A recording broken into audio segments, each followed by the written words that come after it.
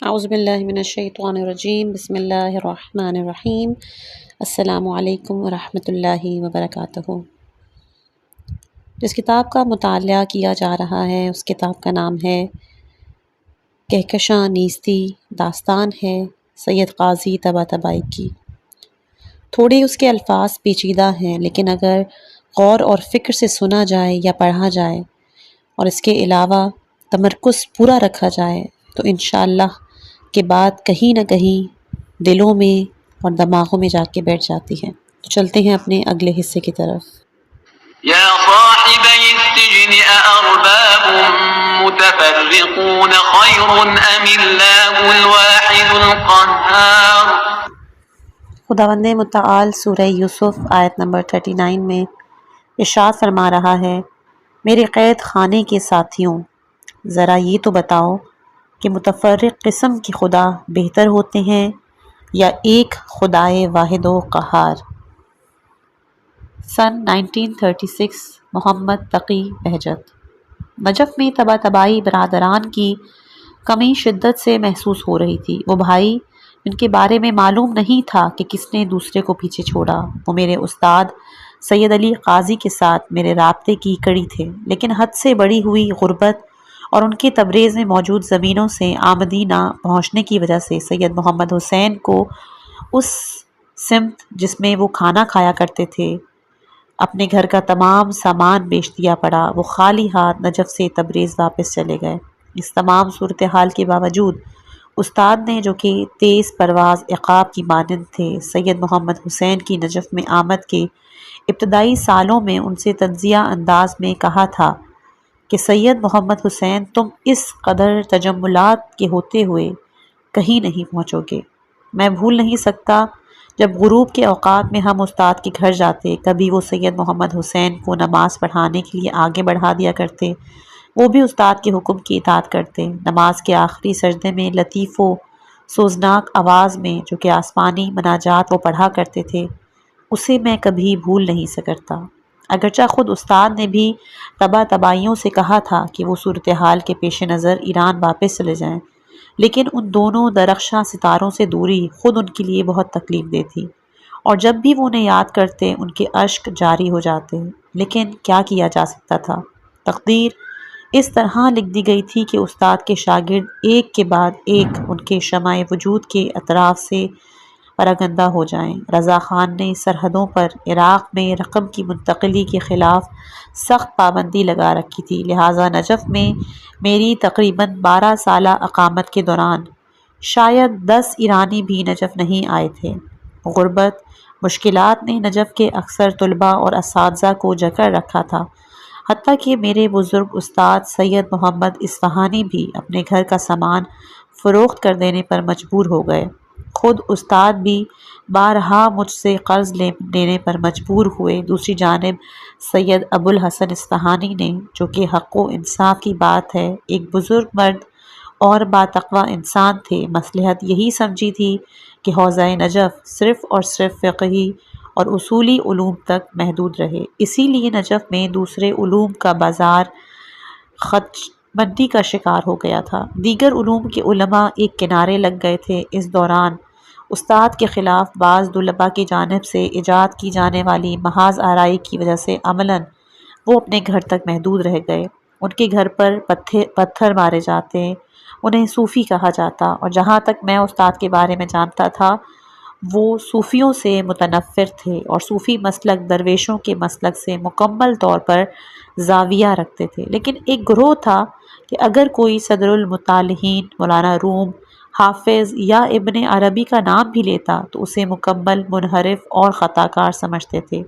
استاد کا بھی یہ عقیدہ تھا کہ ناممکن ہے کہ انسان اہل بیت علیہم السلام کی ولایت کے بغیر حق تعالیٰ کی توحید تک رسائی پا سکے۔ اسی لیے وہ سمجھتے تھے کہ ابن عربی اور مولانا روم وغیرہ کی باتوں میں تحریف کر دی گئی ہے، یا وہ تقیہ کرتے تھے۔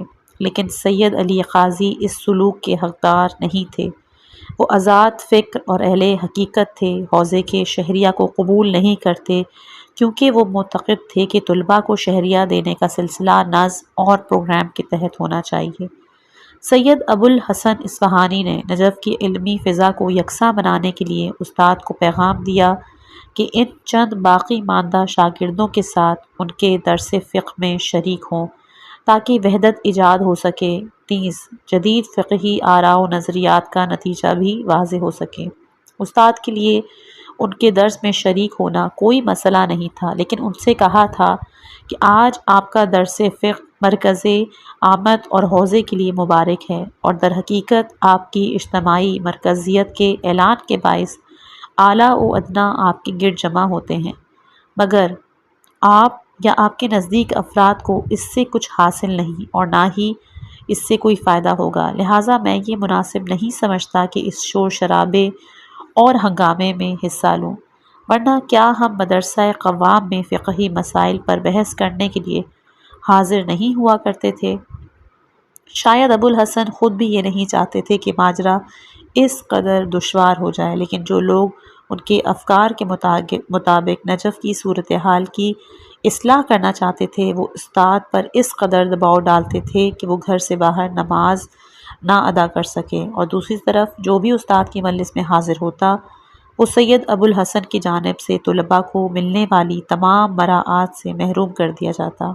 تاریخ خود فیصلہ کرے کہ یہ ماجرا حوزے کی مجموعی مصلحت میں تھا یا نہیں، لیکن اس کے بعد جو کچھ پیش آیا وہ یہ تھا کہ ایک عارف و فقیہ کامل خانہ نشین ہوئے، ان کی فعالیت انتہائی محدود ہو گئی، یوں کہ استاد نے ایک زمانے میں مجھے مشورہ دیا کہ میں دن کے اوقات میں ان کی خدمت میں آؤں تاکہ وہ مجھے کتاب صلاۃ سے فقہ کا درس خارج دیں۔ میں 2-3 دن ان کے گھر گیا، وہ کتاب وسائل کا باب صلاۃ کھولتے اور جب پہلی روایت پڑھنا شروع کرتے تو اس قدر روتے کہ درس کا سلسلہ ہی منقطع ہو جاتا۔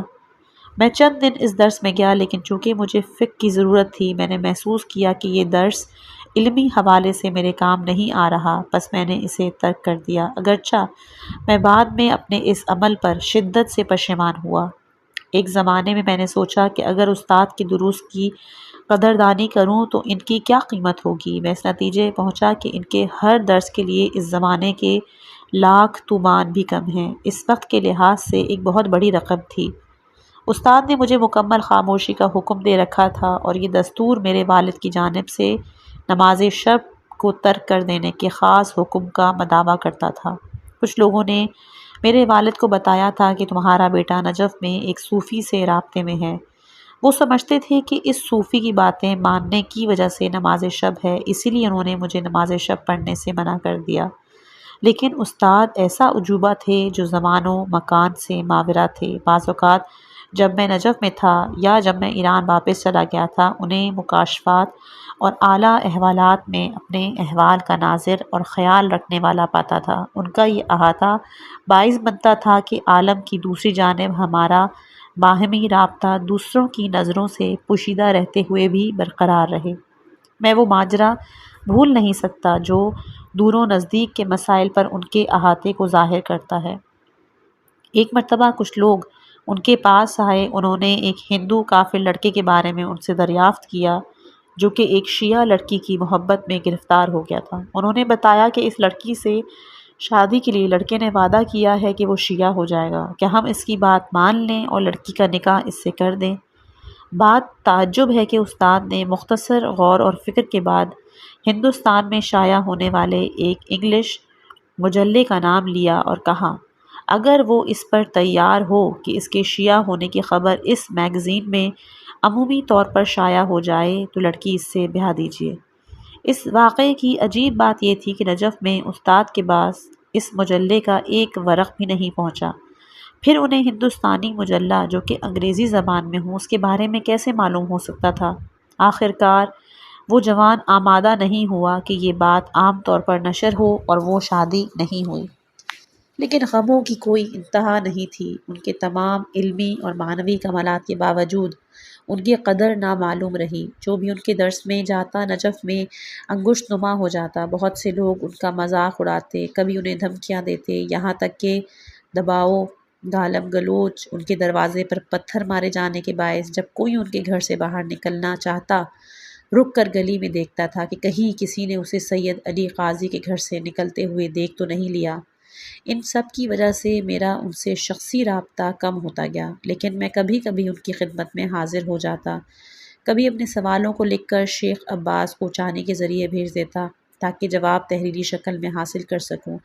اگرچہ میں اپنے سوال حضوری طور پر ان سے دریافت نہیں کر سکا، لیکن وہ کبھی بھی انہیں بے جواب نہیں رہنے دیتے۔ ان کے درس کے دوران جب میں مکمل خاموشی اختیار کیے ہوئے تھا، اگر میرے ذہن میں کوئی سوال آتا تو وہ اپنی فراست سے اسے بے جواب نہیں رہنے دیتے۔ باعث حیرت ہے کہ کہتے تھے، اور شیخ محمد تقی گیلانی کے اس سوال کا جواب شیخ عباس کوچانی حوزے کی فضا اور وہاں موجود محدودیت کو زیادہ اہمیت نہیں دیتے، البتہ بعض مصلحتیں تھیں جن کی وجہ سے وہ استاد کی خدمت میں زیادہ آمد و رفت کیا کرتے تھے۔ استاد کی عمر کے باقی ماندہ چند سالوں میں ان کے شاگردوں کا تیسرا حلقہ ان سے متصل ہوا، وہ لوگ جنہیں استاد کے خلاف حوزے کے مشتعل اور خوفناک ماحول کی کوئی پرواہ نہیں تھی، اور وہ شہریہ نہ ملنے کی اضافی مشکلات کے ساتھ زندگی بسر کرتے تھے۔ استاد کے شاگردوں کے 3 حلقے تھے، جن میں سے ہر ایک نے ان کے وجود کے کسی ایک پہلو کا مشاہدہ کیا تھا۔ ان کے شاگردوں کے پہلے حلقے میں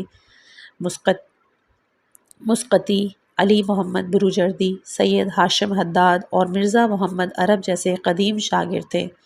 دوسرے حلقے میں نمایاں افراد طباطبائی برادران اور شیخ محمد تقی عامل تھے، جبکہ تیسرے حلقے میں سید عبدالکریم کشمیری، نجابت، سید عباس کاشانی، مرزا ابراہیم شریف سیستانی جو کہ استاد کے داماد بنے، اور بعض دوسرے چند افراد۔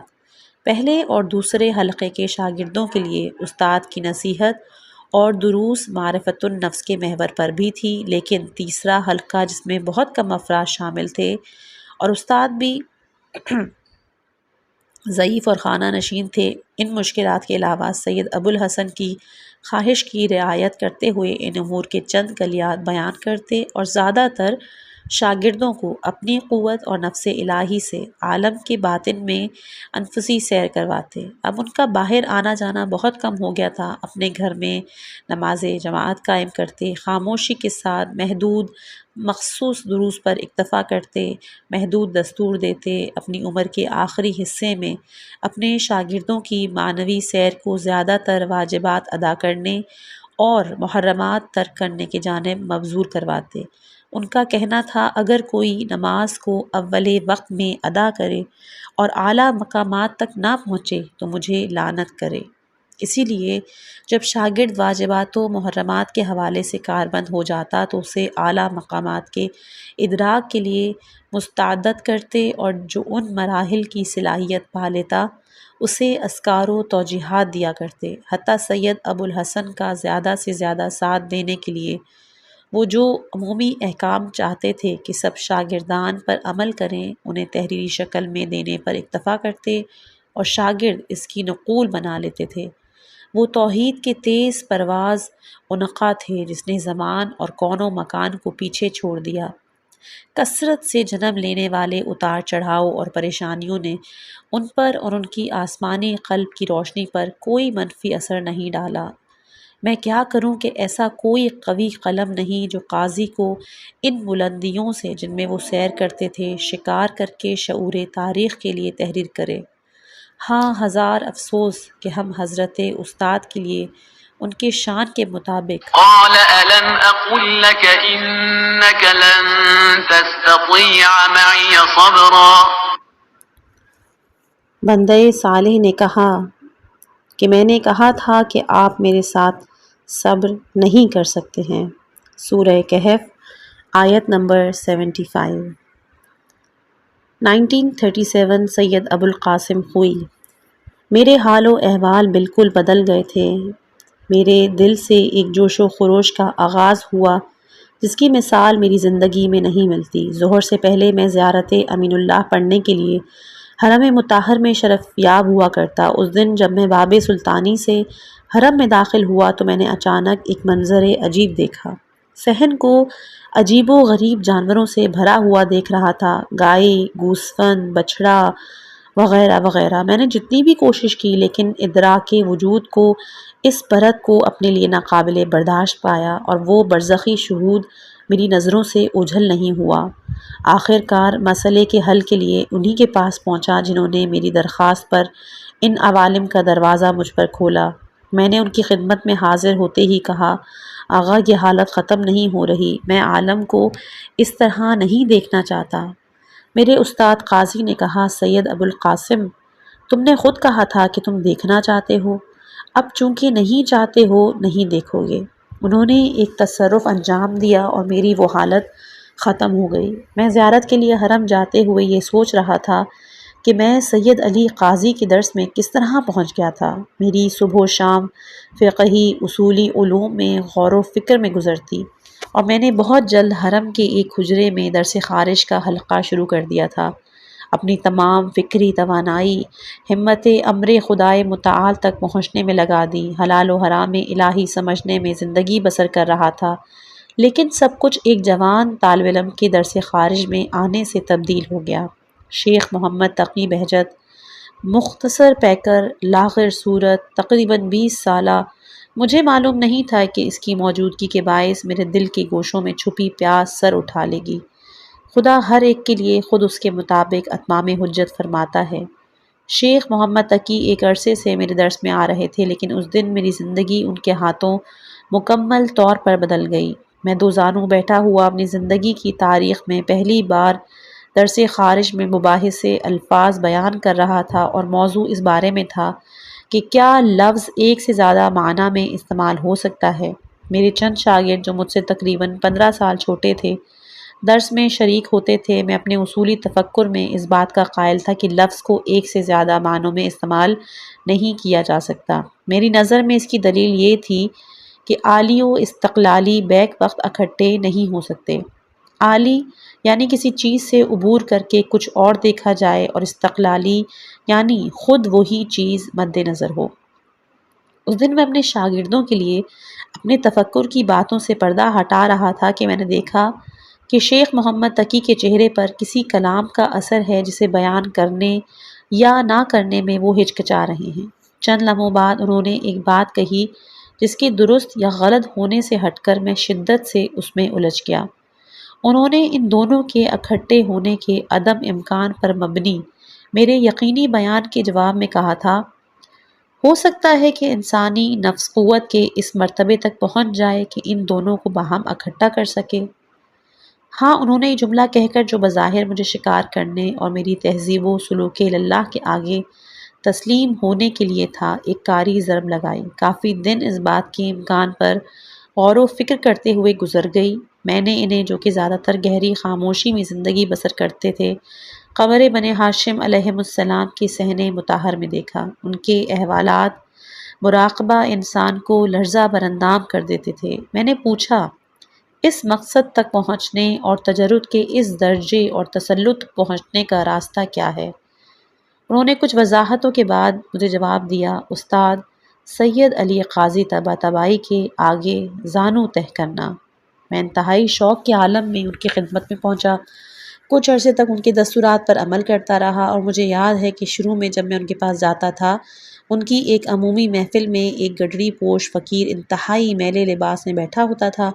جب مجلس تمام ہوئی تو فقیر نے اپنی چائے پی۔ استاد کے شاگردوں نے جو رقم اس کے سامنے رکھی تھی وہ اپنے دشداشے کی جیب میں رکھی، اور چونکہ وہ بوڑھا اور کمزور تھا، جب اس نے اٹھنا چاہا تو استاد نے مجھ سے، کہ دوسروں سے بہتر اور قیمتی لباس میں وہاں موجود تھا، کہا، ابو القاسم، ان صاحب کو اٹھنے میں مدد دو۔ لیکن میں جو جوانی اور غروب میں مبتلا تھا کچھ سوچا اور اپنی جگہ بیٹھا رہا۔ استاد نے جیسے ہی میرے انکار کو دیکھا اپنی جگہ سے اٹھے اور فقیر کے بغل میں ہاتھ دے کر اسے گلے لگایا اور دروازے تک اسے چھوڑنے گئے۔ مجھے اس بات سے سخت شرمندگی ہوئی۔ اس کے بعد سے استاد جب بھی مجلس ختم ہوتی اپنی جگہ سے اٹھتے اور میرے جوتوں کو سیدھا کرتے۔ بات یہاں تک پہنچ گئی کہ درس میں جانے کے لیے میں جوتے بغل میں دبا کر اندر جاتا تاکہ استاد انہیں صاف اور سیدھا نہ کرنے پائیں۔ وہ یہ سب کام کرتے تھے تاکہ مجھے سمجھا سکیں کہ وہ میرے علمی مرتبے کو نظر انداز نہیں کرنا چاہتے، بلکہ کیونکہ تہذیب اور معنوی حرکت کے لیے انانیت کا جو بت ہے وہ ٹوٹ جانا ضروری ہے۔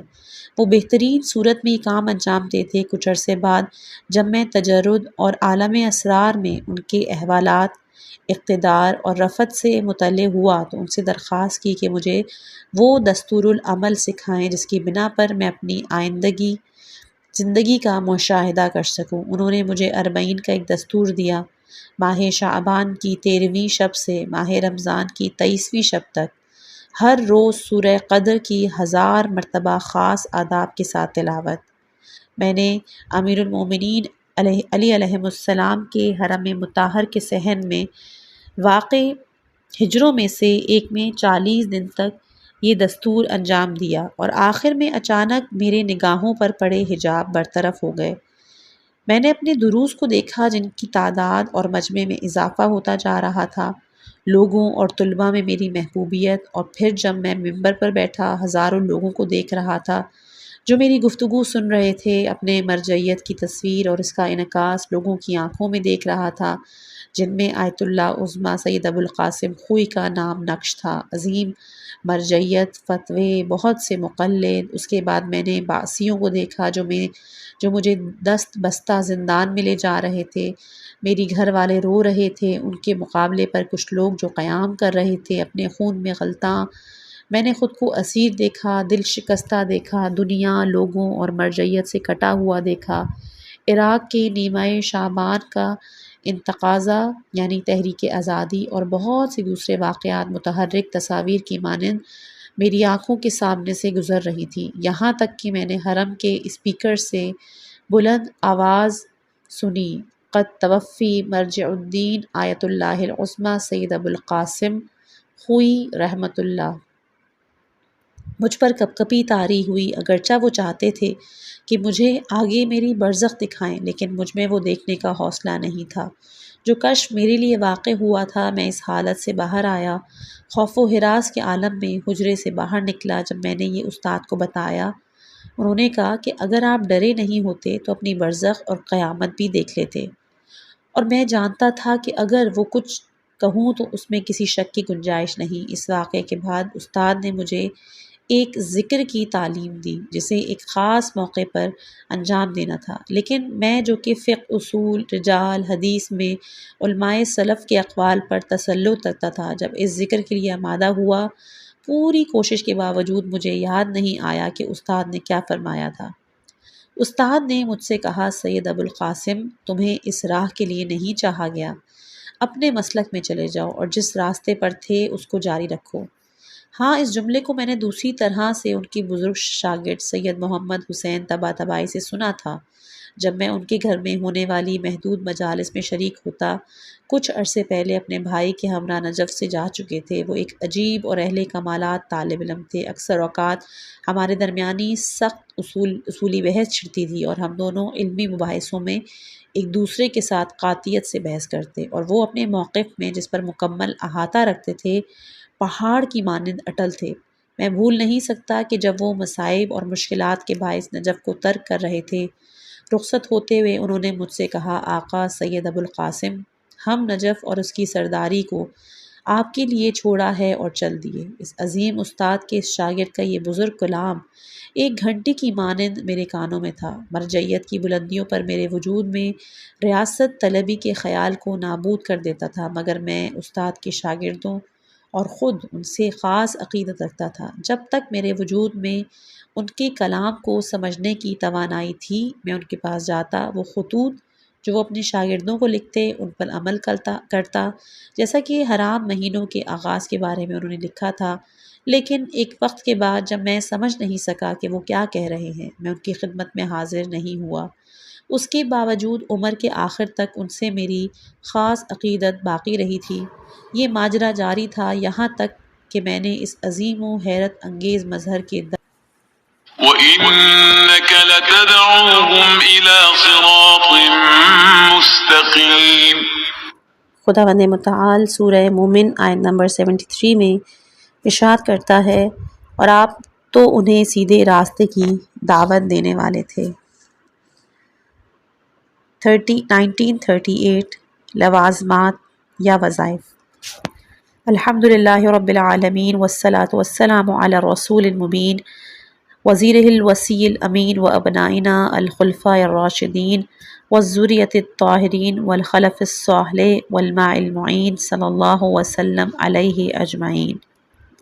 آگاہ متوجہ رہو کہ حرام مہینے رجب، شعبان و رمضان جو کہ اہل عرفان کے نزدیک حرام مہینے ہیں آ پہنچے ہیں۔ راتوں کو بیدار رہو تاکہ اپنے سفر کے لیے توشہ حاصل کر سکو، اور اس مہلت کو ہاتھ سے جانے نہ دو اور غنیمت سمجھو۔ ان کی راتوں کو جاگ کر دنوں کو روزہ رکھ کر گزارو، اس بات کے شکرانے میں کہ خدا نے اپنا لطف عام اور سب کے لیے قرار دیا ہے۔ اور شبوں کو صرف مختصر وقت کے لیے سو آرام کرو، اور نماز شب کو تہجد، بیداری اور نیند کے طرز پر ادا کرو، یعنی چند رکعت نماز پڑھو، کچھ دیر سو جاؤ، پھر جاگ جاؤ۔ اسی ترتیب سے عمل کرو تاکہ نافلہ شب مکمل ہو جائے۔ اور کتنے ہی عاشق ہیں جو رات کو سوتے ہی نہیں۔ اور کتاب حق کی تلاوت کرو، اور اس کی بہترین آواز اور خوبصورت ترین ترنم سے آہستہ آہستہ تلاوت کرو، کیونکہ وہ ظلمتوں اور کدورتوں کو نور اور روشنی میں تبدیل کر دیتا ہے۔ بس تم نے بلکہ کسی نے بھی قرآن کی مانند کسی اور چیز سے فائدہ نہیں اٹھایا، اور جو بھی اس کے علاوہ کچھ کہے وہ سخت غلطی میں مبتلا اور خطا کا مرتکب ہوا ہے۔ اور سلام بھیجو قرآن کے اصل اور اس کے فصل پر کہ جو آلے اللہ کے باقی ماندہ ہیں، اور ان کے سامنے عبد محض اور ارادے سے عاری رہو۔ جو شخص بھی یہ چاہے کہ ان کی محبت کے بغیر خدائے رحمان کا قرب حاصل کرے، وہ یقیناً گمراہ ہو گیا ہے، اور اس نے نعمت ولایت کا انکار کیا ہے، اور اس انکار کی وجہ سے اپنے پروردگار کی نعمتوں کو کھو دیا ہے۔ بس ان سے محبت خدا سے محبت ہے، لہٰذا تم اپنے آپ کو حب خدا کی پناہ میں لے آؤ۔ وہ خدا کی مضبوط رسی ہیں، اسی رسی کو مضبوطی سے تھام لو۔ قرآن سے غافل نہ ہونا، اس کے مفاہیم سے نصیحت و درس حاصل کرو تاکہ بلند مقامات تک پہنچ سکو۔ تمہارے لیے ذکر و یاد خدا ایسا نہ ہو کہ تم قرآن کی تلاوت اور ذکر پروردگار میں کوتاہی کرو، اور کبھی بھی یہ عذر پیش نہ کرو کہ کیسے اور کس قدر اسے یاد کریں۔ یہ مہینے رجب، شعبان و رمضان خدا کی پناہ گاہیں ہیں، ان میں داخل ہو جاؤ، لیکن ان کی حرمت کا خیال رکھو اور ان کے آداب بجا لاؤ۔ بس جو بھی خدا سے متوسل ہو جائے وہ خود کو اس کی صراط پر پائے گا۔ اور اگر تم نے کہہ دیا کہ اللہ میرا پروردگار ہے، تو اے کہنے والے اس کلام پر استقامت دکھاؤ اور اسے ترک نہ کرو۔ خداوند عزیز فرماتا ہے سورہ آل عمران 101 میں کہ جو بھی خدا سے اعتصام یعنی توسل پیدا کرے وہی صراط مستقیم پر اور ہدایت یافتہ ہے۔ نیز خداوند متعال ہود کی آیت نمبر 112 میں فرماتا ہے کہ آپ کو جو ذمہ داری عطا کی گئی ہے اس پر ثابت قدمی اور استقامت دکھائیں۔ اور پروردگار جو کہ جلال مجدد عظمت کا مالک ہے، سورہ فصلت آیت نمبر 30 میں فرماتا ہے یقیناً جنہوں نے یہ اقرار کیا ہے کہ اللہ ہمارا پروردگار ہے، اور اس اقرار و اعتراف کے بعد انہوں نے استقامت و ثابت قدمی اختیار کی، ان پر پروردگار کے فرشتے نازل ہوتے ہیں۔ میرے عزیز بھائیوں، کہ خدا آپ کو اپنی اطاعت میں کامیابی عطا فرمائے۔ ہوشیار رہیں کہ ہم حرام مہینوں کی پناہ گاہ میں داخل ہو رہے ہیں۔ ہم پر خدا کی نعمتیں کس قدر بزرگ اور کامل ہیں۔ جو چیز سب سے زیادہ ہم پر واجب ہے وہ اپنی مخصوص شرائط کے ساتھ توبہ کرنا ہے۔ معروف نمازوں میں سے ماہ ذیقعد کے اتواروں کی نماز توبہ اور حتی الامکان کبیرہ و صغیرہ گناہوں سے بچنا شامل ہے۔ بس آپ دستور توبہ پر عمل کرتے ہوئے ماہ رجب کی پہلی شب جمعے کے دن یا ہفتے کے دن نماز توبہ پڑھیں، اس کے بعد اسی مہینے کے دوسرے ہفتے کو اس کی تکرار کریں۔ پھر اپنے لیے مراقبے کو لازمی قرار دیں، چاہے وہ مراقبہ صغریٰ ہو یعنی اپنے نفس کو ہر اس چیز سے روکنا جسے انجام دینے سے خدا راضی نہیں، یا پھر مراقبہ کبریٰ ہو یعنی جسے محبوب پسند نہیں کرتا اس سے دل کو باز رکھیں۔ اور اپنے آپ کو محاسبہ یعنی نفس سے حساب طلب کرنا، معاتبہ یعنی لغزش کی صورت میں سرزنش کرنا، اور معاقبہ یعنی گناہ انجام دینے کی صورت میں نفس کو تنبیہ کرنے پر مجبور و آمادہ کریں۔ یقیناً جو بھی ذکر حق کے بارے میں متذکر ہو اور حضرت حق تعالیٰ کی ذات اقدس سے خشیت کے مقام پر ہو، اسے مراقبہ، محاسبہ، معاتبہ اور معاقبہ کے ذریعے متذکر ہونا چاہیے۔ اس مرحلے کے بعد اپنے دلوں کو خدا کی جانب متوجہ کریں، اپنے گناہوں کی بیماریوں کا مداوع کریں اور استغفار کے وسیلے سے اپنے عیوب کی بڑائی اور سنگینی کو گھٹائیں۔ حریم الہی کو توڑنے سے پرہیز کریں اور حتک حرمت نہ کریں، کیونکہ بلا شبہ ایسا شخص نظام تکوین میں بے آبرو اور رسوا ہے۔ اگرچہ خدا اپنے کرم کی بدولت ظاہری طور پر اس کی عزت بچائے رکھتا ہے، ایسے دل کے نجات پانے کی امید کیوں کر ہو سکتی ہے جس میں شبہات داخل ہو گئے ہوں؟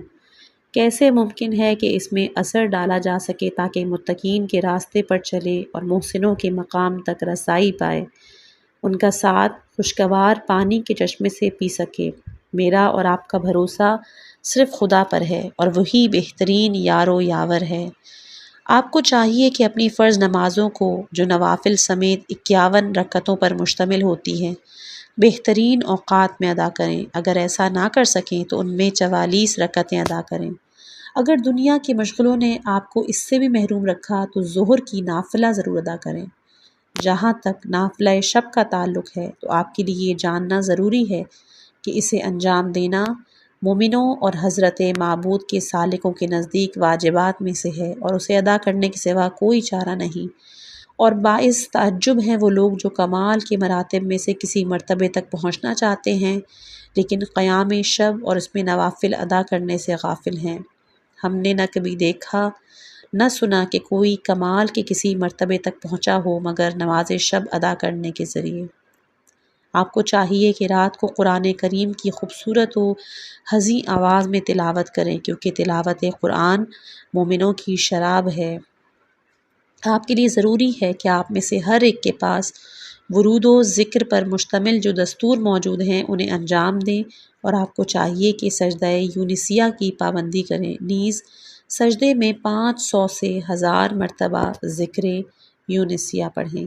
آپ کے لیے ضروری ہے کہ مشہد اعظم امیر المؤمنین کے حرم مطہر کی ہر روز اور مساجد معظمہ کی حتی الامکان زیارت کریں، بطور مجموعی کوئی بھی مسجد ہو، کیونکہ مومن مسجد میں ایسا ہی ہے جیسے مچھلی سمندر میں۔ اور کبھی بھی اپنی واجب نمازوں کے لیے حضرت صدیقہ سلام اللہ علیہا کی تسبیحات کو ترک نہ کیجیے، کیونکہ ان تسبیحات کو ذکر کبیر شمار کیا گیا ہے۔ ہر نماز کے بعد کم از کم 1 مرتبہ ان تسبیحات کو پڑھیں۔ سالک اللہ کے اہم اور ضروری وظائف میں سے ایک نماز وتر کے قنوت میں حضرت حجت صلوات اللہ علیہا کے لیے دعائے فرج پڑھنا ہے، بلکہ وہ ہر روز اور تمام اوقات میں اور ہر دعا میں ان بزرگوار کے فرج کی دعا کرے۔ سالک اللہ کا ایک اہم اور لازمی وظیفہ یہ ہے کہ وہ جمعے کے دن زیارت جامعہ کی تلاوت کرے، جو کہ جامعہ کبیرہ کے نام سے مشہور ہے۔ ضروری ہے کہ قرآن کی تلاوت کسی صورت میں بھی 1 جز سے کم نہ ہو۔ جہاں تک ممکن ہو آپ اپنے نیک برادران سے ملاقات کے لیے جائیں، کیونکہ یقیناً وہ ایسے واقعی بھائی ہیں جو سارے راستے میں انسان کے ساتھ ہیں اور اپنی رفاقت کے ذریعے انسان کو نفس کے ٹیلوں اور تنگ و دشوار گھاٹیوں سے عبور کرواتے ہیں۔ اہل قبور کی زیارت کی پابندی کیجیے اور ایک دن چھوڑ کر دن کے وقت ان کی زیارت کیجیے۔ رات کے وقت قبرستان نہیں جائیے، ہمیں دنیا سے کیا لینا؟ یقیناً دنیا نے ہمیں فریب دیا ہے، ذلت و پستی میں کھینچ لیا ہے، ہمیں عزت و رفعت کے مقام سے نیچے لے آئی ہے، اب وہ ہمارے لیے نہیں ہے۔ کتنا اچھا ہے ان لوگوں کا حال جن کے بدن اس خاکی عالم میں ہیں لیکن ان کے قلوب عالم لاہوت میں پرواز کر رہے ہیں۔ یہ افراد اگرچہ تعداد میں بہت کم ہیں لیکن قوت و مدد اور واقعیت، اصالت و حقیقت کے لحاظ سے اکثریت میں ہیں۔ میں کہہ رہا ہوں جو آپ سن رہے ہیں محمد رسول اللہ والذين معه أشداء على الكفار رحماء بينهم تراهم ركعا سجدا يبتغون فضلا من الله ورضوانا سيماهم في وجوههم من أثر السجود. قرآن میں خداوند متعال سورہ فتح آیت نمبر 29 میں ارشاد فرماتا ہے، محمد اللہ کے رسول ہیں اور جو لوگ ان کے ساتھ ہیں وہ کفار کے لیے سخت ترین اور آپس میں انتہائی رحم دل ہیں۔ تم انہیں دیکھو گے کہ بارگاہ خدا میں کمر خم کیے ہوئے سجدہ ریز ہیں اور اپنے پروردگار سے فضل و کرم اور اس کی خوشنودی کے طلبگار ہیں۔ کثرت سجود کی بنا پر ان کے چہروں پر سجدے کے نشانات پائے جاتے ہیں۔ سن 1939 عباس کوچانی۔ جو لوگ اپنی وجودیت سے برسر پیکار ہوتے ہیں وہ کارزار ہستی کے فاتحین میں سے ہیں، خود سے خالی ہو جانے والے جنہوں نے خاک پر افلاک کی حسرت جگا دی ہے۔ اس سے فرق نہیں پڑتا کہ لوگ انہیں قبول کرتے ہیں یا نہیں، وہ عشق کی مہر پیشانی پر سب کرتے ہیں اور خون جگر کے جام گھونٹ گھونٹ پی جاتے ہیں۔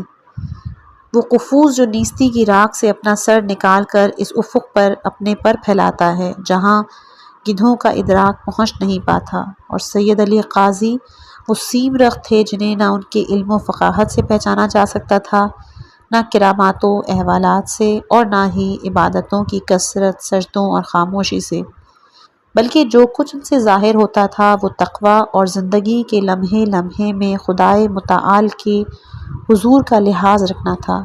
میرا دل ان کے مخالفوں کی صورتحال اور خود ان کے احوال درک نہ کیے جانے کی بنا پر دکھی تھا۔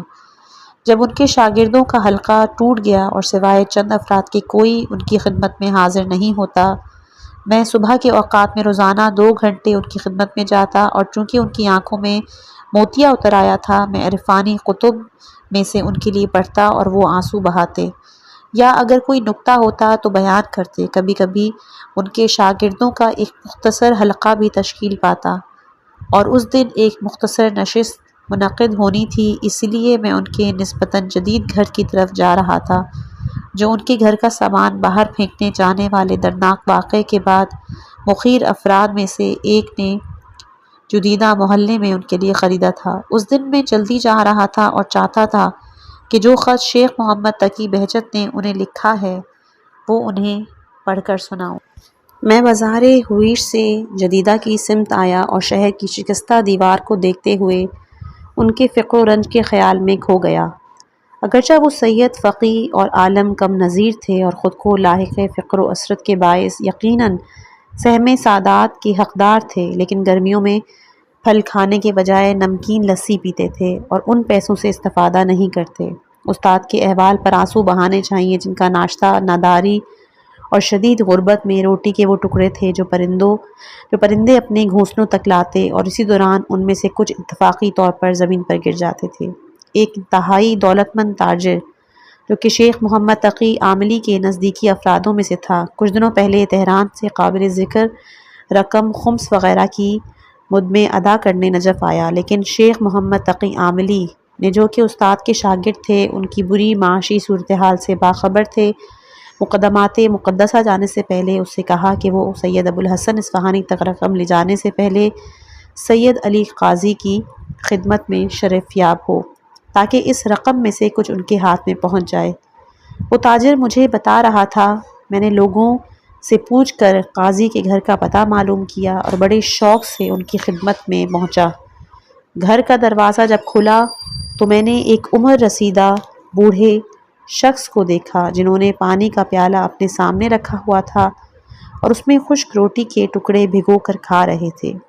سلام احوال پرسی کے بعد انہوں نے مجھے بھی روٹی پانی کھانے کی دعوت دی۔ شروع میں میرا خیال تھا کہ انہوں نے پانی میں شکر ملائی ہوئی ہے، لیکن جب خشک روٹی منہ میں لگا کر منہ میں رکھی تو معلوم ہوا وہ خشک روٹی کو سادہ پانی سے کھا رہے ہیں۔ میں بڑی شدت سے منقلب ہو گیا اور چند منٹ کے بعد ایک رقم ان کے سامنے رکھی اور درخواست کی کہ اپنی فوری ضروریات برطرف کرنے کے لیے اس میں سے کچھ اٹھائیں، لیکن استاد نے اس کے جواب میں کہا یہ کسی طور ممکن نہیں کہ میں اس رقم سے استفادہ کروں، کیونکہ اس مال کو عام مرجعیت کے حوالے کیا جانا چاہیے، یعنی سید ابو الحسن اصفہانی، اور وہ ہیں جو یہ بھاری ذمہ داری اپنے کندھوں پر اٹھائے ہوئے ہیں۔ ہرگز کسی بھی بہانے اس سے سوء استفادہ نہیں کیا جانا چاہیے۔ ایسی رقوم ان تک پہنچنی چاہیے جو رد مظالم میں استفادہ کریں۔ لیکن وہ تاجر بتا رہا تھا کہ میں نے ان سے کہا آغا، یہ رقم جو میں نے آپ کو پیش کی ہے وہ خود مجھ سے متعلق شرعی وجوہات ہیں اور میں ان میں تصرف کا حق رکھتا ہوں، یہ وہ رقم نہیں جو میں مرجعیت کے لیے لایا ہوں۔ لیکن انہوں نے فرمایا پھر بھی ممکن نہیں، کیونکہ اس شہر میں مجموعی روش یہی ہے کہ مرجعیت جو کہ ذمہ دار ہے اسے تمام رقم دی جائے اور وہ اس حوالے سے فیصلہ کریں۔ استاد نے مزید کہا انسان کے احوال عجیب ہیں، ہم نداری کے وقت جو کچھ رکھتے ہیں اس پر قانے ہیں، لیکن جب کوئی ایسی صورتحال پیدا ہو جائے جو ہم میں لالچ ابھار دے تو نفس امارہ تمہید باندھنا، ترغیب دینا، شوق دلانا شروع کر دیتا ہے تاکہ وہ گمراہ کن اور غلط راستہ اختیار کر لے۔ آپ جو اس رقم کو میرے سامنے رکھ رہے ہیں، میرا نفس مجھ سے کہہ رہا ہے تم بوڑھے ہو چکے ہو، ضروری ہے کہ عبادتیں انجام دینے، تحقیق اور مطالعہ کرنے کے لیے تم میں کچھ رمق موجود ہو، اس طرح آپ مجھے توجیہ کے گڑھے، انحراف اور بیت المال سے غلط استفادہ کرنے میں مبتلا کر دیں گے۔ تاجر کہہ رہا تھا بہت اصرار کے باوجود وہ راضی نہیں ہوئے، اتنی بڑی رقم میں سے 1 ریال بھی لیں، اور میں اس حال میں کہ میری نظریں پانی کے پیالے اور خشک روٹی پر تھیں ان کے محضر سے نکل آیا اور رقم سید ابو الحسن اصفہانی کو دی۔ یہ بھی عجائب میں سے تھا کہ حاجی مکہ جانے سے پہلے مقامات مقدسہ کی زیارت کے لیے آتے تھے، شرعی واجبات اپنے شہرستان کے مجتہد مرجوں کو ادا کرتے تھے جو نجف میں موجود تھے۔ تبریزی حضرات بھی طبعی طور پر استاد کو تلاش کرتے تھے تاکہ اپنی رقوم ان کے سپرد کر دیں، لیکن استاد 2 مہینوں کے لیے نجف کو ترک کرتے اور باہر جا کر کوفے میں رہائش اختیار کرتے تاکہ ان کا سامنا کسی تبریزی سے نہ ہونے پائے کہ رقم لینی پڑ جائے۔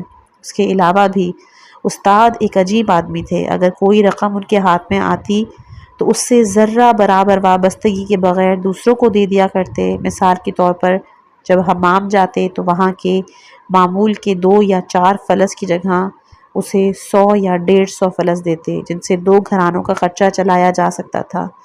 ان کے اخلاق فاضلہ اور سختیوں پر صبر نے انہیں ایسا بنا دیا تھا کہ ان کا مقناطیس مجھے بھی اپنی طرف کھینچتا تھا۔ میری زندگی کے 2 سال ان سختیوں میں اس طرح بسر ہوئے کہ ہم روزانہ انہی 3 روٹیوں پر گزارا کرتے تھے جو سید ابو الحسن طلباء میں تقسیم کرتے تھے۔ صبح کو روٹی چائے کے ساتھ اور عصر و شب میں شربت یا سکنجبین کے ساتھ کھاتے تھے، لیکن ان 2 سالوں میں ایک مرتبہ بھی میرے ذہن میں خیال نہیں آیا کہ یہ کیسی زندگی ہے، کیونکہ میں نے ان سے صبر اور ایثار سیکھا تھا۔ میں بھول نہیں سکتا کہ ایک بار جب وہ پھل اور سبزی کی دکان پر گئے تھے اور کاہو جو کہ سلاد کے پتوں جیسی سبزی ہوتی ہے خریدنا چاہتے تھے تو دوسروں کے برعکس وہ سیدھا پتے الگ کر رہے تھے۔ کسی نے پوچھا آپ ایسے پتے کیوں لے رہے ہیں؟ انہوں نے کہا کہ سب لوگ اچھے پھل وغیرہ چن لیتے ہیں اور ان جوان دکاندار کا نقصان ہوتا ہے، میں باسی پتے الگ کر لیتا ہوں تاکہ اسے نقصان نہ ہو، میں اگر یہ کھا بھی لوں گا تو کوئی فرق نہیں پڑے گا۔ ہاں وہ کہتے تھے کہ میری برزخ اس دنیا میں فقر ہے، جب میرے پاس کچھ نہیں ہو تو میں خدا کو خدا کا زیادہ نیاز مند محسوس کرتا ہوں اور اس کی ذات کی جانب میری توجہ اور رجحان میں اضافہ ہوتا ہے۔ اس حالت میں وہ بھی مجھ سے زیادہ عنایت فرماتا ہے۔ ان کی کرامت انہی ظرافتوں میں سے تھی جن سے وہ ایک ایک لمحے میں اپنی مراقبت اور توجہ میں کام لیتے۔ جو لوگ انہیں صوفی اور واجب القتل سمجھتے تھے وہ ان عوالم سے بے خبر تھے جنہیں انہوں نے خود کو نابود کرنے میں طے کیا تھا۔ میں جدیدہ محلے کے نزدیک پہنچ گیا۔ شہر کی دیوار میں جگہ جگہ کٹاؤ لگ گئے تھے، اگر کوئی باہر سے شہر میں داخل ہونا چاہے تو ایسا کر سکتا تھا۔ میں واقعی پریشان تھا کیونکہ دوسری جنگ عظیم تقریباً 1941 ابھی شروع ہوئی تھی اور اسلامی ممالک کی صورتحال اس سے متاثر ہو رہی تھی۔ اچانک مجھے وہابیوں کا وہ حملہ یاد آیا جو انہوں نے ماضی میں کربلا پر کیا، جس میں ہزاروں افراد کو قتل کیا۔ انہوں نے اس قدر قتل و غارت کی کہ تمام علماء، صالحین، زائرین اور مقامی افراد کے خون کا دریا بہا دیا۔ انہوں نے اس حد تک سفاکی کا مظاہرہ کیا کہ سید الشہداء کے ذریعہ مطہر اور اس کی داخلی صندوق کو توڑ کر اس کی لکڑیوں سے آگ جلائی اور اس پر قہوہ ابال کر وہیں پیا۔ لیکن نجف کے لوگوں اور مقاومت کے حصار میں ہونے کی وجہ سے وہابی یہاں داخل نہیں ہو سکے۔ اس کے اطراف میں چند دن ٹہلنے کے بعد وہاں سے بھاگ گئے۔ اہل نجف کو چاہیے کہ وہ خود کو مختلف اسلحوں سے لیس کریں اور جوان عسکری فنون کی درس تعلیم حاصل کریں تاکہ اگر انہوں نے حملہ کیا تو ہم ان کی جڑیں کاٹ سکیں۔ یہ سوچتے ہوئے میں استاد کے گھر کے دروازے تک پہنچ گیا اور داخلے کی اجازت چاہی۔ جیسے ہی میں اندر داخل ہوا استاد کی نظر مجھ پر پڑی تو استاد نے کہا، تو آپ جنگ میں مشغول ہیں؟ میں گھبرا گیا، کہا، آغا آپ نے کیا فرمایا؟ کون سی جنگ؟ استاد جن کے لبوں پر مسکراہٹ تھی انہوں نے بات چھپاتے ہوئے کہا، میں نفس امارہ سے جنگ کو کہہ رہا ہوں۔ لیکن ان کے اشارے نے اپنا کام کر دیا تھا۔ میں سمجھ گیا کہ میں نے اپنی فکر کو زیادہ ہی پھیلا دیا۔ میں ان کے ساتھ گھر کے استقبالیہ کمرے میں داخل ہوا تاکہ چند دوسرے شاگردوں کے آنے سے پہلے تنہائی میں گفتگو کروں۔ انہوں نے اپنا عصا ایک گوشے میں رکھا، زمین پہ بیٹھے، جبکہ واضح تھا کہ بینائی کی مشکل اور پیروں کے درد نے انہیں شدید تکلیف میں مبتلا کر رکھا ہے۔ میں ان کے سامنے دو زانو بیٹھا۔ انہوں نے طویل خاموشی اختیار کرتے ہوئے اپنا سر جھکا لیا۔ جب بھی ایسا ہوتا انسان سمجھ جاتا تھا کہ وہ شاگرد کے صفحات وجود کی ورق گردانی اور ان کا مطالعہ کر رہے ہیں۔ میں نے اسی حالت میں کمرے میں پڑی کھجور کی چٹائی، کتابوں کی الماری پر نظر ڈالی کہ ہر روز وہ حکم دیتے تھے کہ اس میں سے کتابیں نکال کر پڑھوں۔ جب کچھ وقت گزر گیا تو میں نے پیش قدمی کرتے ہوئے کہا، آغا شیخ محمد تقی نے ایک خط دیا ہے، اگر آپ اجازت دیں تو میں رفقا کے آنے سے پہلے آپ کو سناؤں، بظاہر ان کا کوئی سوال ہے۔ تو استاد نے خاموشی ترک کی اور نحیف آواز میں کہا، پہلے یہ بتائیے کہ آپ نے سیاہ لباس کیوں پہنا ہوا ہے؟ میں نے اپنی گہری کتھئی رنگ کی قبا پر نظر ڈالی، لیکن استاد جو خود شریعت کے جزئی آداب کے بھی شدت سے پابندی کرتے تھے، نجف کے عابد اور زاہدوں کے برعکس جو کہ نیلے رنگ کے فدق نامی قبا پہنتے تھے، دوسروں سے مختلف اور زہد و عرفان میں شہرت رکھتے تھے، استاد ہمیشہ سفید لباس پہنتے تھے جو کہ اپنی صفائی کے باعث چمکتا تھا، اور وہ چاہتے تھے کہ گہرے رنگ کے لباس کی کراہت کی جانب اشارہ کریں۔ میں نے کہا، آغا یہ تو سیاہ رنگ کا نہیں ہے۔ انہوں نے تیوریاں چڑھا کر کہا، سیاہ نہیں ہے؟ شرع مقدس میں گہرے رنگ کا لباس سیاہ لباس جیسا ہے اور مکروہ ہے، جبکہ سفید اور ہلکے رنگ کے کپڑے پہننا مستحب ہے۔ سیاہ لباس اہل جہنم کا اور سفید لباس فرشتوں کا ہے۔ میں نے اپنا سر جھکا لیا اور یہ سوچنے لگا کہ یہی وہ باریک بینی اور جزئی باتوں کا لحاظ رکھنا ہے جس کے باعث وہ ایک معتبر انسان مکتب اہل بیت کو پیروکار اور عارف کامل بنے ہیں۔ چند لمحوں بعد انہوں نے کہا، اب آپ خط پڑھیں شیخ عباس۔ میں نے اپنی قبا کی جیب سے خط نکالا اور اسے پڑھنا شروع کیا۔ بسم تعالی سلام علیکم۔ اس شخص کی قضا نمازوں اور روزوں کا حکم کیا ہے جو خلائے بدن کر کے مسلسل 3 دن تک امام زمانہ عجل اللہ فرجہ شریف کی خدمت میں رہا ہو؟ استاد نے کچھ سوچ کر ہنستے ہوئے کہا، یہ خود شیخ محمد تقی کے اپنے احوال ہیں جو بے ہوشی اور خلائے بدن کی حالت میں امام زمانہ کی خدمت میں رہے۔ میں جو اس وقت تک خط کے متن سے بے خبر تھا، شیخ محمد تقی کے احوال سے متعجب ہو کر خط کو استاد کے حوالے کیا جنہوں نے اپنا ہاتھ بڑھایا ہوا تھا۔ انہوں نے ایک قلم اٹھایا، لرزتے ہاتھ سے خط کے نیچے کچھ عبارتیں تحریر کی جن کی پہلی سطر پر میری نظر پڑ گئی، بسم اللہ الرحمن الرحیم۔ آپ کے لیے میرا شوق ایسا ہی ہے جیسے خشک زمین کا اشتیاق بارش کے لیے ہوتا ہے، اما بعد۔ اس کے بعد انہوں نے چند مختصر جملے لکھے اور خط کو تہہ کر مجھے دیا اور دوبارہ سکوت اختیار کیا۔ اسی وقت دستک ہوئی۔ میں استاد کو دیکھتے ہوئے اٹھا اور دروازے کی طرف گیا تاکہ ان چند شاگردوں کے لیے اسے کھولوں جنہیں آنا تھا۔ شیخ ابو الفضل خانساری، سید عبد الحسین دستغیب، سید محمد ہادی عاملی، محمد تقی لاہری، سید ہاشم حداد، سید یوسف حکیم اور بعض دوسرے شاگرد کمرے میں آئے اور ان کے سامنے بیٹھ گئے۔ ہمیشہ کی طرح انہوں نے اپنا سر جھکایا۔ طویل خاموشی، 15 منٹ گزر گئے۔ نشست ان کے محضر میں توجہ اور سکوت پر مشتمل تھی کہ اچانک صحن کے دروازے کا ایک پٹ زور سے کھلا۔ استاد کے بڑے بیٹے سید مہدی، جن کی عمر 40 سال سے زیادہ تھی، تیزی سے اندر داخل ہوئے، کمرے کی طرف آئے، اپنے چہرے پر موج مارتے غصے میں استاد اور شاگردوں کو غضب آلود انداز میں دیکھنا شروع کیا۔ سب لوگ خاموش، اس بات سے لا تعلق رہتے ہوئے اپنے باطن کو صقل کرنے میں مصروف، لیکن انہوں نے اچانک سخت اور خشم آلود لہجے میں اپنی عتاب شروع کی۔ یہ کیا بات ہے؟ آپ لوگ ہر روز اکٹھے ہوتے ہیں، اپنے سر جھکا کر خاموش بیٹھے رہتے ہیں، یہ بھی کوئی زندگی ہے؟ آخر یہ کیا حرکت ہے؟ اس گھر میں جاتا ہوں تو ان کے پاس تیل نہیں، دوسرے گھر میں جاؤں تو روٹی نہیں، کسی اور گھر میں کسی اور چیز کی ضرورت ہے۔ والد صاحب، گھر میں کچھ نہیں ہے، آپ یہاں اس جماعت کو اپنے گرد لیے بیٹھے ہیں، لپیٹیں اس بساط کو۔ یہ باتیں سن کر شاگردوں کے چہرے سرخ ہو گئے۔ واضح تھا کہ ان میں سے ہر ایک چاہتا ہے کہ انہیں مناسب جواب دے اور انہیں سمجھائے کہ ان کے والد اس غربت و تنگدستی میں اسی لیے مبتلا ہوئے ہیں کیونکہ حوضے نے ان پر افسوسناک صورتحال مسلط کی ہے۔ ایران کے راستے بھی بند ہیں، جو رقوم مرزا باقر قاضی کو ایران سے بھجوانی تھی وہ بھی نہیں پہنچی۔ لیکن استاد نے اپنا سر جھکایا ہوا تھا اور کوئی جواب نہیں دے رہے تھے، یہاں تک کہ سید مہدی نے اس قدر چڑھائی کی کہ وہ خود تھک گئے۔ پھر استاد نے اپنا سر بلند کیا اور کمرے میں موجود اس ڈبے کی جانب اشارہ کیا جس میں کچرا ڈالتے تھے، اور آرام سے کہا، وعلیکم السلام آقا سید مہدی، آپ اس ڈبے سے کچرے کو باہر پھینک دیں، اس میں آپ کو ایک چیز ملے گی۔ سید مہدی غصے میں اس ڈبے کی طرف گئے اور کئی بار میں اس میں موجود کاغذ کے ٹکڑے اور کوڑا سمیٹ کر گھر سے باہر لے گئے۔ آخر میں تنزیہ کہا، یہ تھا ڈبہ، دیکھا اس میں کچھ نہیں ملا۔ استاد کی ہیبت ہمیں کچھ بولنے سے باز رکھے ہوئی تھی۔ میرا دل چاہتا تھا کہ سید مہدی اپنے والد کے احوال کا کچھ خیال کریں، لیکن جیسے خود ان کی جان لبوں تک آ گئی تھی، ان کا کنٹرول اپنے ہاتھوں سے نکل گیا تھا۔ استاد نے اسی وقت کہا، ڈبے کے اندر اور باہر کو اچھی طرح صاف کرو اور جھاڑو دو، تمہیں مل جائے گی۔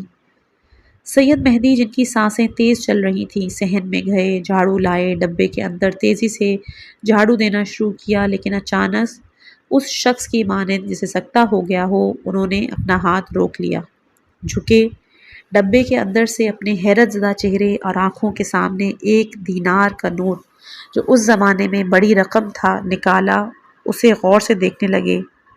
استاد نے نحیف آواز میں کہا، آقا سید مہدی، آپ یہ پیسے لے جائیں اور گھر والوں کی ضروریات برطرف کریں۔ سید مہدی کو جیسے چپ لگ گئی تھی، انہوں نے حیرت و شرمندگی سے والد کو دیکھا، کمرے سے باہر نکل گئے۔ استاد نے دوبارہ سر جھکایا اور اسی خاموشی میں ڈوب گئے جس میں اپنے شاگردوں کی جانوں کو حدود و کسرات میں صقل کیا کرتے تھے۔ گویا اس دن ان کی عجیب حالت تھی، لگتا تھا جیسے کسی کے منتظر ہوں۔ پھر انہوں نے اپنا سر اٹھایا، حافظ کا ایک شعر پڑھنا شروع کیا، میں ایسی تلخ شراب چاہتا ہوں جس کا زور بہت زیادہ ہو کہ میں ایک سانس میں دنیا اور اس کے شور و شر سے آسودہ ہو جاؤں۔ پھر انہوں نے مراقبے کی حقیقت کے بارے میں اہم جملے بیان کیے۔ کہا، یہ شعر اس مقام کا بیان ہے کہ سالک کے لیے مراقبہ ضروری ہے جس کے کئی مراتب ہیں۔ پہلا مرحلہ یہ ہے کہ انسان اپنے اعمال و کردار میں آخرت کو مد نظر رکھے، جو کام بھی اخروی منازل تک پہنچنے کے لیے ضروری ہو وہ انجام دے تاکہ اخروی عذاب اور مشکلات کا سامنا نہ کرنا پڑے۔ یہ مرحلہ اسی صورت میں ممکن ہے جب وہ شخص احکام پر عمل کرے اور جن باتوں سے منع کیا گیا ہے ان سے پرہیز کر کے اپنی زندگی کے منصوبوں کو منظم کرے، حق سبحانہ کی مرضی پر عمل کر رہا ہو۔ دراصل اس مرحلے پر توکل کا پہلو، جو کہ اپنے امور کو حضرت حق کے حوالے کر دینا ہے، وہی احکام کی اطاعت اور جس سے منع کیا گیا ہے اسے ترک کر دینا، یعنی بندہ خود کو امر و نہی الہی کے تحت قرار دے اور اپنا اختیار اسے عطا کر دے اور جو وہ کہے وہ انجام دے۔ دوسرے مرحلے کا مراقبہ یہ ہے کہ حضرت حق کی عبادت ایسے انجام دے جیسے اس کی توجہ خداوند کی جانب ہے، جبکہ حق تعالی اس پر ناظر ہے اور اسے دیکھ رہا ہے۔ تیسرے مرحلے میں سالک اس طرح عمل کرے جیسے وہ خدا کو دیکھ رہا ہے۔ دوسرے مرحلے میں خود کو اور اپنے عمل کو دیکھ رہا تھا، لیکن ساتھ ہی خدا کو بھی مد نظر رکھے ہوئے تھا جو کہ اس پر ناظر ہے۔ لیکن تیسرے مرحلے میں اس نے اپنے آپ سے اور اپنے عمل سے توجہ ہٹا لی اور پوری طرح سے خدا کی جانب متوجہ ہے۔ اس مرحلے میں اس کی انانیت اور میں کا رنگ پہلے کی طرح باقی ہے، لیکن یہاں اس نے خود کو حضرت حق کے دامن میں گرا دیا ہے، جس کے نتیجے میں وہ ہر چیز کو بھول جائے گا، جو کہ مراقبے کا چوتھا مرحلہ ہے۔ وہاں وہ نہ خود کو دیکھتا ہے، نہ ہی اپنے عمل کو، اور خدائے سبحان کے سوا کچھ نہیں دیکھتا۔ جو بھی حق کی جانب سیر کرے اس کے لیے ضروری ہے کہ وہ ایک کے بعد ایک منازل کو طے کرے، عالم مثال سے عالم روح اور پھر وہاں سے بالا تر عوالم تک، تاکہ اپنے مقصد تک پہنچ سکے۔ کم از کم ہر منزل پر اس منزل کی مناسبت سے رویت کی تکرار ہونی چاہیے تاکہ اچھی طرح جم جائے اور پھر بالا تر عالم کی طرف متوجہ ہو۔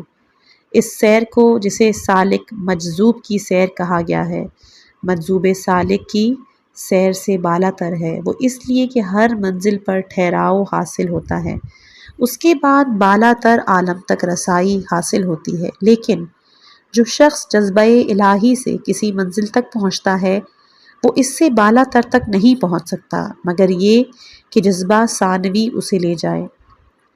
وہ سالک بھی جو مرحلہ وار سیر و سلوک میں منازل کو طے کرے، جذبات الہی کا نیاز مند ہوتا ہے تاکہ اپنے مقصد و مقصود کو پا سکے۔ تمام منازل کو دیکھنا سالک کے لیے دوسرے حساب کا حامل ہے، اور مجدوبان سالک ان منازل کو نہیں دیکھتے۔ شیخ محمد حسین اصفہانی کو، جو کہ نجف اشرف میں ہمارے قدیمی دوستوں اور آشناؤں میں سے ہیں، استاد مرحوم حاجی مرزا جواد آقا ملکی تبریزی کی جانب سے لکھے گئے خط میں چوتھے مرحلے کے لیے کئی دستور بیان کیے گئے۔ مرحوم ملکی نے اس خط میں آخوند ملا حسین قلی ہمدانی کے مکتب کے مطابق چوتھے مرحلے پر توجہ کی جزیات کی جانب اشارہ فرمایا ہے۔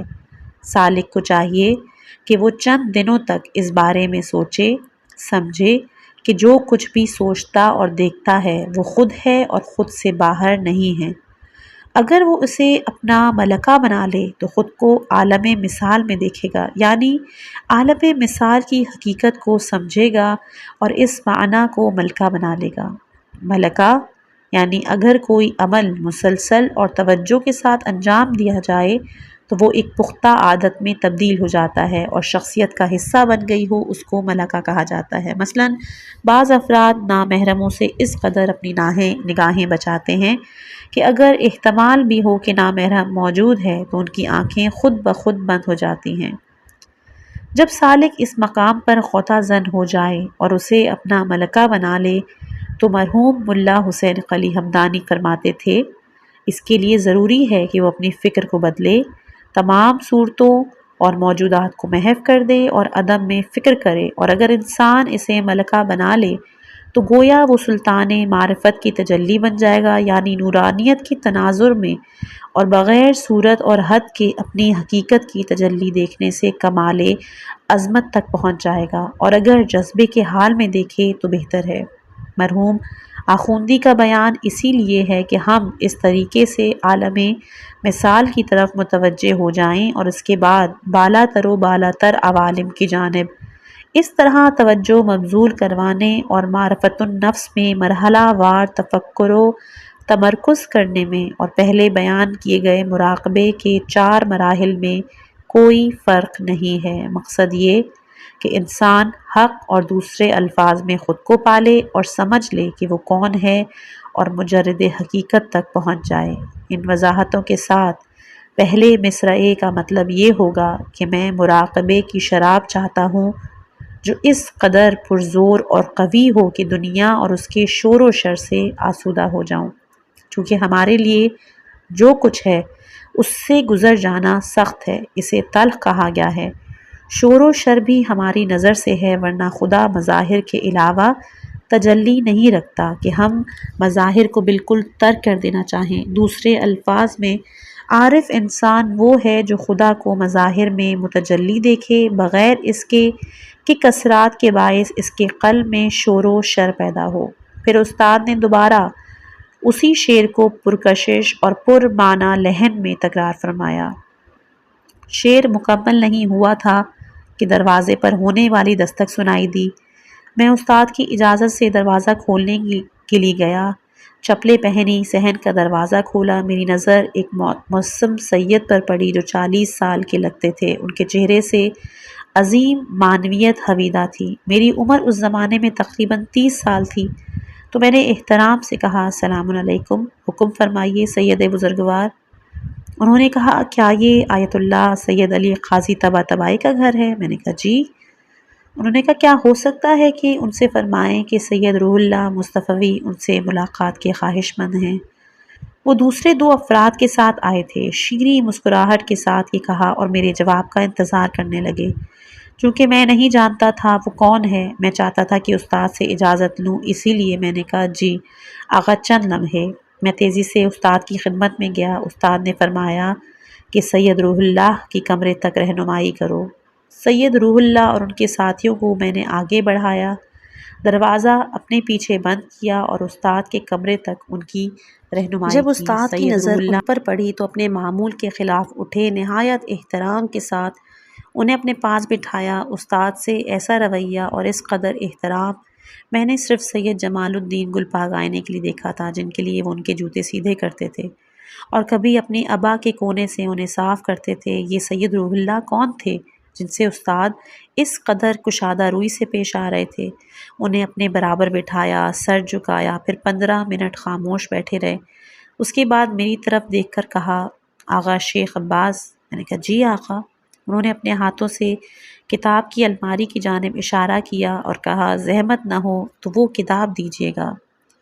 میں تیزی سے اٹھا اور جس کتاب کی جانب استاد نے اشارہ کیا اسے دیکھا۔ میرے لیے بہت عجیب تھا، اس الماری کی ہر کتاب کو میں بار بار دیکھ چکا تھا۔ یہ کون سی کتاب تھی جو مجھے کسی شیلف میں اب تک نظر نہیں آئی؟ میں نے کتاب نکالی اور اس کی چرمی جلد کو ہاتھ سے صاف کیا، چونکہ میں جانتا تھا کہ استاد کی آنکھیں کمزور ہو گئی ہیں۔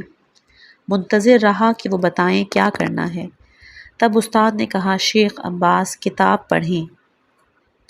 میں نے کہا، آغا کہاں سے پڑھوں؟ انہوں نے کہا، کھولیے اور جو بھی آئے وہ پڑھنا شروع کریں۔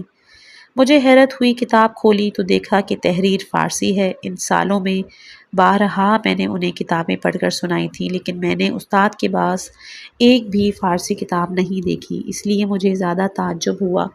بہرحال میں نے اپنے سامنے کھلا ہوا صفحہ پڑھنا شروع کیا۔ ایک ظالم حاکم کا ماجرا بیان ہو رہا تھا جو اپنی حکومت میں لوگوں پر بہت ظلم کرتا تھا، اور اس ملک میں ایک بزرگ عالم تھے جن کی کسی نصیحت کا اس حاکم پر کوئی اثر نہیں ہوتا تھا۔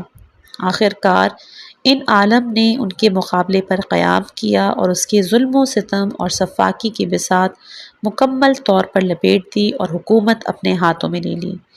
حکایت مکمل ہو گئی۔ اس دوران استاد خاموش رہے اور سید روح اللہ اور ان کے ساتھی بھی سر جھکائے رہے اور کچھ نہ بولے۔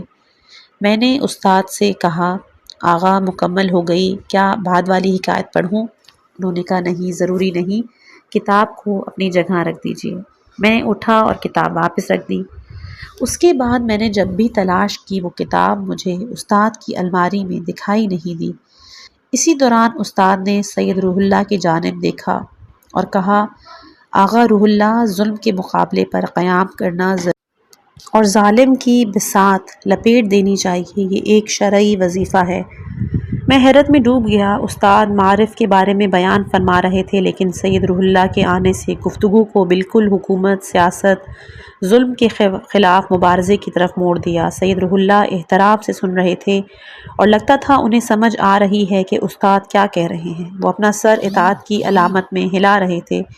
چند لمحوں بعد نشست پر دوبارہ خاموشی چھا گئی۔ سید روح اللہ نے نہایت ادب سے رخصت ہونے کی اجازت مانگی۔ استاد کہ جن کے پیروں میں درد تھا اپنی جگہ سے اٹھے، انہیں اور ان کے ساتھیوں کو صحن کے آخر تک چھوڑنے گئے اور یہ دیکھ کر مجھے اور ان کے دوسرے شاگردوں کو پہلے سے زیادہ حیرت ہوئی۔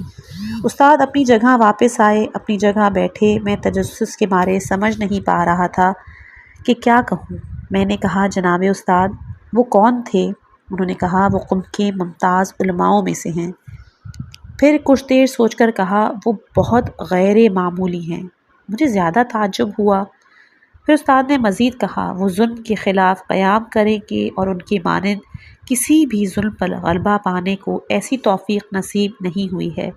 ایران میں ان کے نام کے سکے ہوں گے۔ اس دن ہمیں معلوم نہیں تھا کہ اس مستقبل بینی سے استاد کی مراد کیا ہے، لیکن 1358 شمسی میں ہم نے اپنے آنکھوں سے سید روح اللہ کو دیکھا کہ وہ اپنے دور کے ظالم پر غالب ہوئے اور دنیا بھر کے ظالموں اور قابضوں کے دلوں پر لرزہ طاری کر دیا۔ کلام کو ختم کرتے ہیں، انشاءاللہ اگلی آڈیو میں آپ اس کا بقیہ حصہ اور سنیں گے۔